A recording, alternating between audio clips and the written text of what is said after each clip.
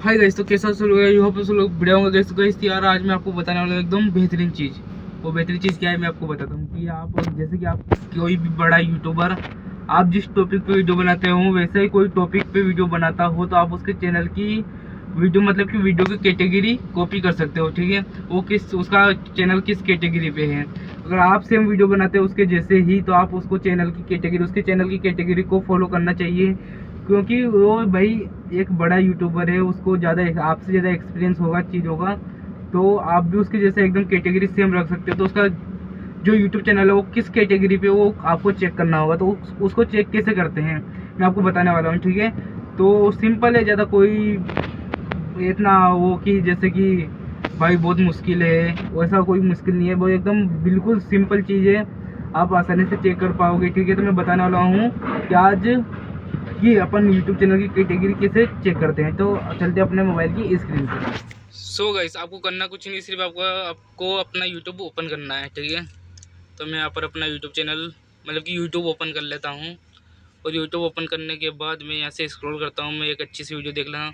तो गाइस यहाँ पर मनोज दी की वीडियो आ चुकी है। तो अपन क्या करेंगे, यहाँ पर 3 डॉट पर क्लिक करेंगे और शेयर पे जाकर इस वीडियो का लिंक कॉपी कर लेंगे। ठीक है, तो मैंने लिंक कॉपी कर लिया है। उसके बाद आपको करना कुछ नहीं, सिर्फ यहाँ पर गूगल में जाना है और यहाँ पर टाइप करना है यूट्यूब।